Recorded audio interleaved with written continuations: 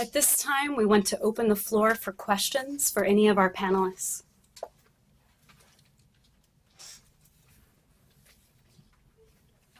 someone just describe a little bit more about the loaf? I know the argument is that it's not nutritious, but can someone be specific about what's in it and what the nutritional value is?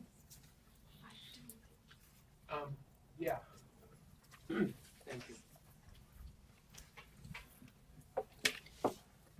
The loaf that you see there today, which I invite everyone to try out, is a disciplinary tool. It is a tool of food torture use. It contains, quote unquote, all the vitamins and minerals necessary to keep a person alive.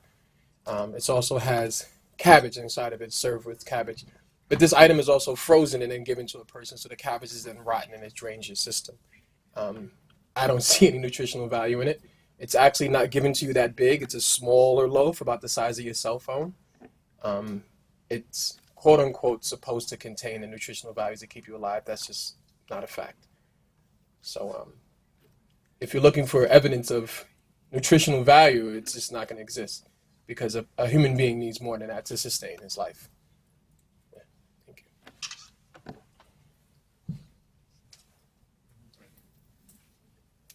Yes, a question for either the UN rapporteur or any of the other panelists. If you have looked into, I know that solitary confinement in general, but if you have looked at specifically how it affects undocumented immigrants in detentions, in ICE detention centers. I know there's a hunger striker that was hospitalized last night in Phoenix because she wants her son released, and yet he remains in solitary confinement. So I'm wondering if you could address how this affects the immigrant community in particular.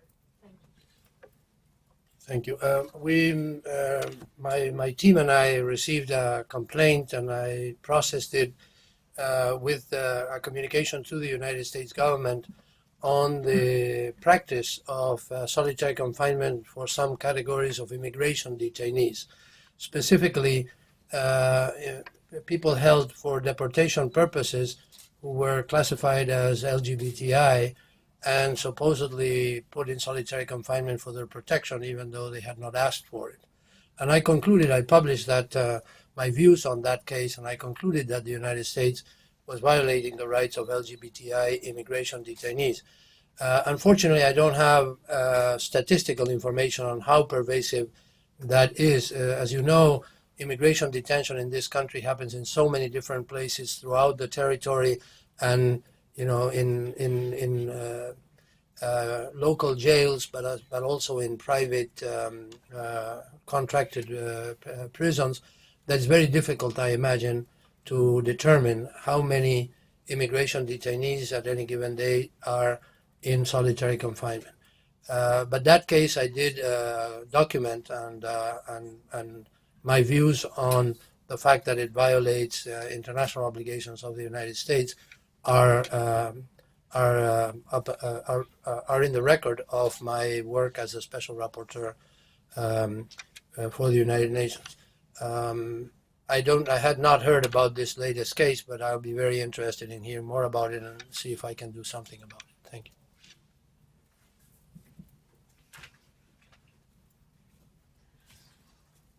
I would just like to add to the Special Rapporteur's answer to your question that we have Detention Watch Network's testimony at the back of the room, which focuses on the overuse of solitary confinement in immigration detention in this country.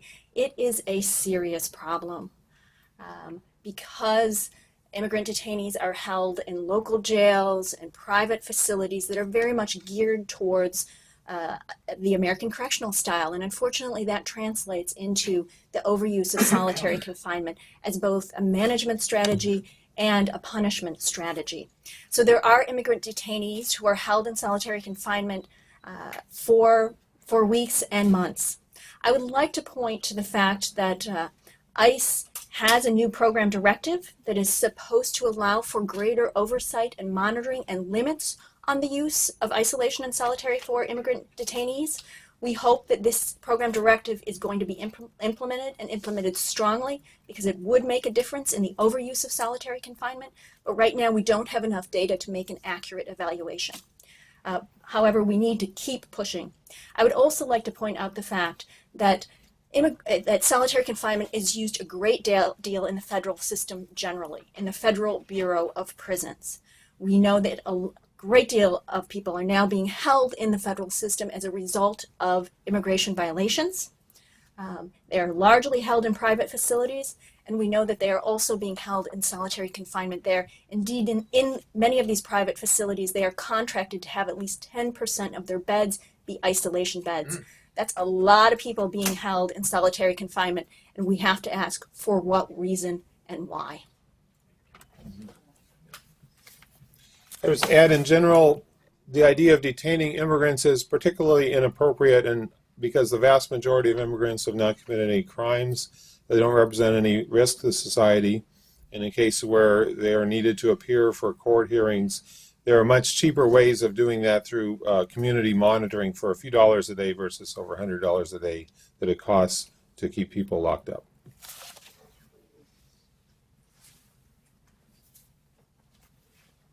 Are there other questions? I just wonder if anyone would like to comment on what you hope will come out of the hearing today and what the next step should be. I mean, the Congress does have oversight of the Federal Bureau of Prisons, and I wonder what you're hoping will come out of this.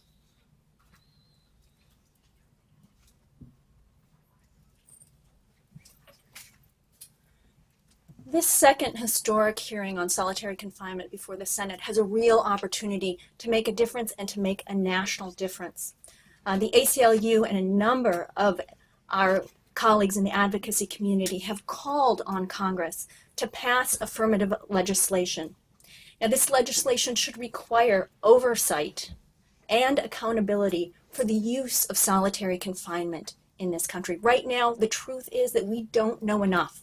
There is no national reporting required, so that individuals held for weeks, years, months, decades in solitary confinement in this country, we don't know who they are, we don't know where they are necessarily, we don't know how long they've been there or how they're ever going to get out, because there is no national reporting required. In fact, most of the time, there's not even state level or local level reporting.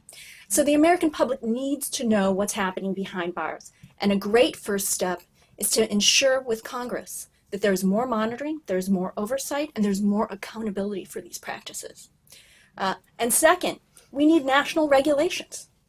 We need these practices to be limited, we need them to be humane, and we need them to be national, so that individuals living in Colorado won't be treated differently than individuals in Florida or Hawaii or Alaska or Michigan. We need national accountability because solitary confinement is serious. It does real harm and it actually causes deaths. And it's preventable and we can make a difference. So I would say to the Congress, there's a lot you can do here. You can ensure oversight, you can ensure accountability, you can standardize national practice, and by the way, you can also ensure that there is funding available for states that want to make a difference, that want to change their practices, that want to make sure that children and the seriously mentally ill are not held in solitary confinement. We need grants so that states that want to make a difference can. So there's so much that can be done. The field is wide open. Thank you. I just wanted to add a comment to two things. Actually, what she said also, yes, the federal facilities do hold an immense amount of people in immigration detention, but also in a state where we have no private prisons, like in New York, it's just Orleans Correctional Facility where people are sent to, which is just solitary. So if you're being deported, you're going to be in solitary also. What I would love to see, and I'm sure that anyone who has been incarcerated or has been inside of solitary confinement in torturous conditions, is to do what this country already states that it does. To follow the decrees that it already has created. Actually, they have a person who is the United Nations Rapporteur on Torture. Allow him inside. Allow him to designate and also assess the damage. But let's just start doing what we tell other countries that we do.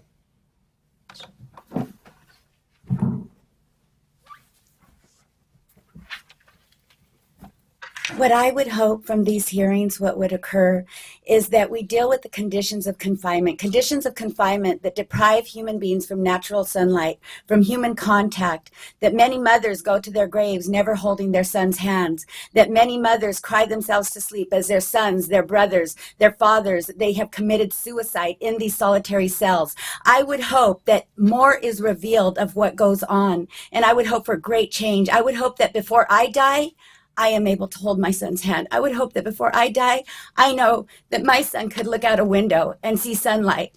I would hope for change, significant change, and as soon as possible.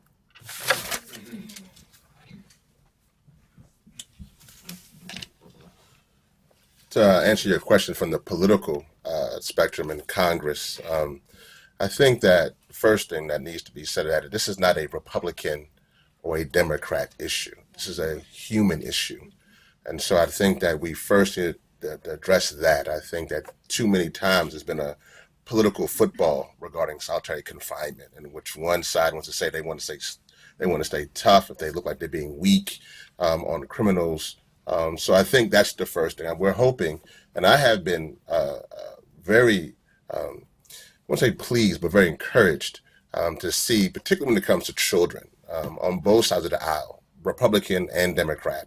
There's something that is grabbing, that's saying that why are we incarcerating so many children in solitary confinement? And so there is some hope. I think that not only from the congressional level, but I think also from the executive branch as well. We would hope to see that President Obama, he has a pulpit as well in this matter, that he would also come out and and word things very strongly from his aspect. He recently put forth a black male achievement and is looking at the prison, the school to prison pipeline and looking at those effects. We'd hope that this would be a part of that dialogue as well from President Obama, that he himself would also come out from his position to speak loudly against solitary confinement. So not only is it from the Republican or Democrat, but also all branches of government, that they will come out to really see again that this is not Republican or Democrat, but this is truly about humanity.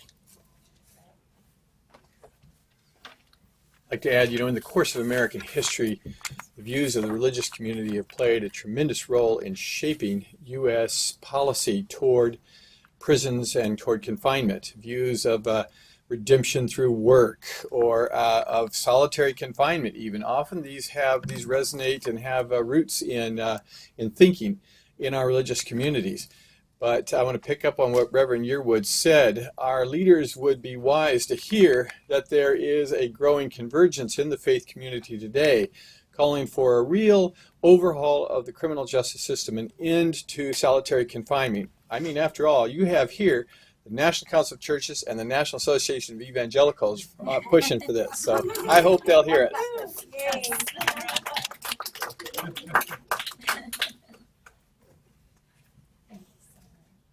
We have time for about 2 more questions.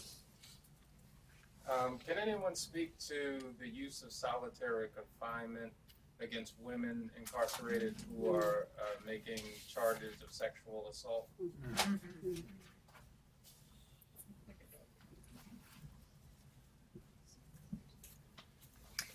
Well, I'm sad to say that actually this is a problem. Women are not exempt from solitary confinement in this country. In fact, you're going to hear about this more at the Senate hearing today. But I'm glad you brought up that question, because women are often hidden in the criminal justice system. And they are also hidden in solitary confinement. The fact is that solitary confinement is used on women for the same reasons it's used on men, but they suffer in different ways. And one of those ways is that too often when women come forward and complain about being sexually abused in a custodial setting, the first thing that happens to them is they're placed in solitary confinement. Now, they may be told that it's for their own protection, but as you've heard here today, it's punishment. It causes real harm, and it is something to be very afraid of. And so what ends up happening is that women who are terrified of reporting sexual abuse and being retaliated against don't speak up. And so they either suffer in silence and they're abused further, or the abuser is allowed to go forward and abuse someone else. This is an unconscionable situation. We should never hold the threat of solitary confinement over the heads of victims of abuse in prisons and jails. And I hope today when we hear before the Senate the testimony of Piper Kerman, who's going to address this issue, that Congress and the public will take up action to protect women wherever they are from sexual abuse.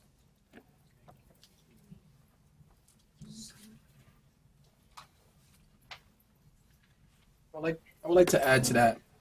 During my time in solitary, I transferred from one facility to another, one solitary facility. And one story stays in my mind where I'm getting on a bus and there's different people in different small cages because it's a bus full of small cages. And there is a child that looks like younger than my son. There's a woman.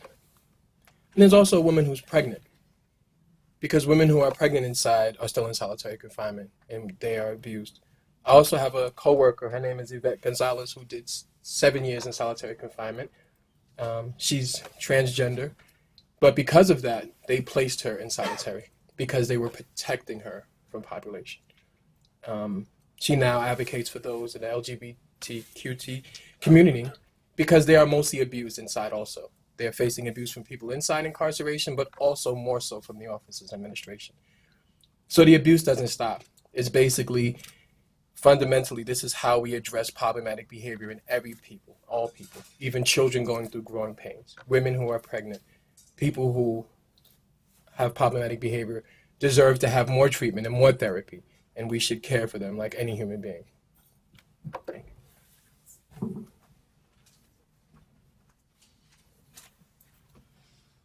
We have time for one final question.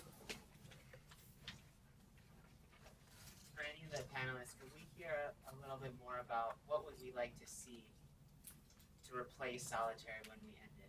What's the alternatives we hope to see at the federal, state, and local level?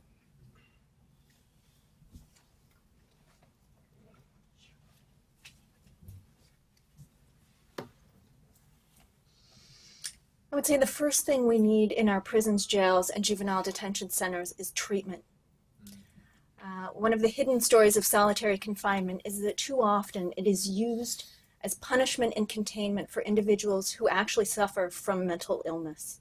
And unfortunately, when they get into solitary confinement, their condition is exacerbated. And that is why we see the horrendous incidences of self-harm and suicide in nearly every solitary confinement prison in this country. So we need to have something else to do. We should not be using solitary confinement on individuals who are disabled and suffering from mental illness. And New York State actually has a model after passing legislation called the Shoe Exclusion Law to at least exclude some of the mentally ill individuals from its isolation units. Not enough, but some. That's a great place to start, to give people treatment, to get them better. We wouldn't deny a cancer victim treatment, but that's what we do when we place mentally ill people in solitary confinement. So give them treatment and provide incentives for better behavior. When you eliminate all hope from people, you give them nothing to look forward to. You don't rehabilitate them, and then you release them to the community worse off than when they got into prison and jail. There are a lot of alternatives. For our children, we do not need to be locking them in cells the size of a bathroom. If we did that in the community, it would be called child abuse. Why is it different in prison, jail, or juvenile detention centers? We need to treat our children as children and to teach them through pro-social skills rather than locking them behind bars and especially in boxes. And when they need treatment, we should give them treatment. And we should also give them education and opportunities. They are our children, and we should treat them accordingly.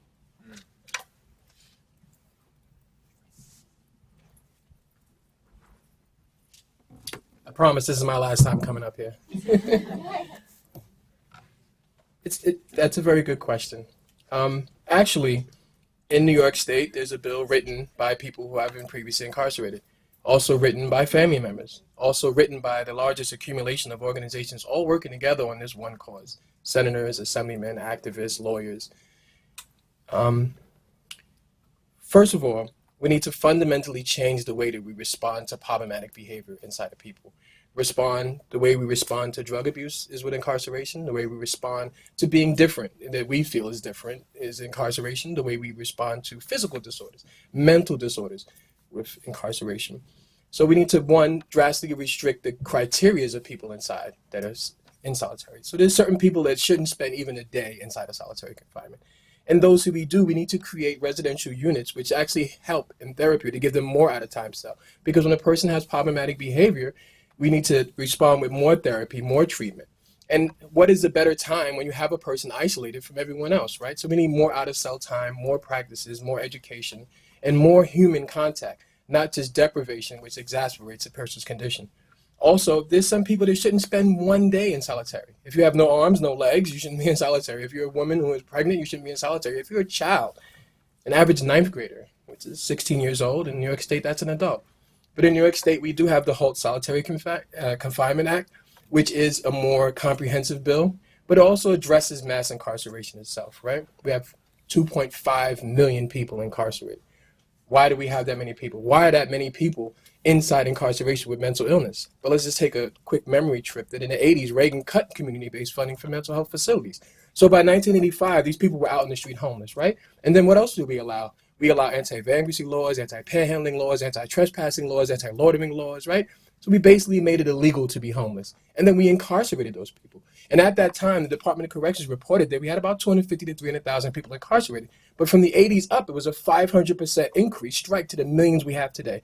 And of course, these people who are problematic in society, who have persistent mental illness, who have substance abuse problems, they're more problematic in society. Of course, they're going to be even more problematic inside incarceration. But what do? We just replicate what we do in society as incarceration, where we remove a person from society, from the community, and place them inside incarceration. And just like Commissioner Fisher, just like Commissioner Horn had said, we only replicate what they do outside, right? So we take people from the community you've been removed from and put them in a further dungeon-like state. And yes, of course, over 80% of these people are people of color. And inside incarceration, the numbers are even higher. So whereas 12 to 13% of the national population is people of color, inside incarceration, 50 to 60%. Inside solitary, 60 to 70%. So we have to stop this systemic abuse, but it's going to force us to fundamentally look at how we treat problematic behavior in people. And this is always a rhetorical word for me, but let correctional facilities actually facilitate correction instead of abuse. Thank you.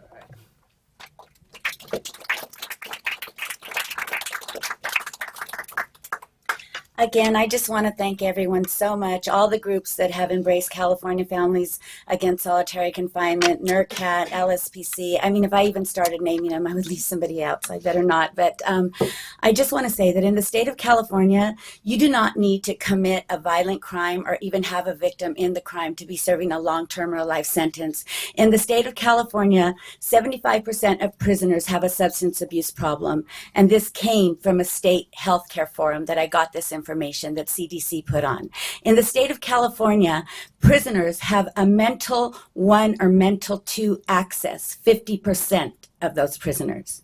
So what I would like to ask you today, that in the state of California, where we say California Department of Corrections and Rehabilitation, is it right to leave a human being, no matter what they are? I know a lot of the talks have been specifying and classifying certain classes of prisoner. But today I would like to just classify the human being, all human beings that are being held in solitary confinement, no matter who they are or what they are or what they represent. All human beings that are being deprived natural sunlight, human contact, all human beings that are being deprived rehabilitation. So I would ask for outside oversight. Right now in Pelican Bay State Prison in the state of California, it's internal oversight. Literally their appeals process, they oversee one another. So there's no outside oversight. I would ask for that. I would ask for great policy change to the visiting process, to the outside communication process. I would ask for policy change into the way that they use these housing designated areas of segregation, administrative segregation, because every prison in the state of California has isolated cells that are referred to administrative segregation housing units that are just in the same format as Pelican Bay. So I would definitely ask for outside oversight, and I thank you all for being here, and I totally agree with the gentleman that said this is not a Democratic issue, this is not a Republican issue, this is an issue of humanity. My pastor went to go see my son, and he said, It is the character that God has instilled in each and every one of us to reach out to another human being. But in the state of California, for you to even acknowledge another human being's presence could be considered gang activity. It's something as simple as that. And what we're fighting for, what we know to believe, I stand here in truth. And that's what gives me the passion, the strength, and the energy to keep going. Isaiah 40, verse 31. The strength of the eagles. So I just want to thank you all so much. And I do believe in great change. I do believe that I will be hugging my son. And I thank you so, so much. Because it's together that we're going to make a difference.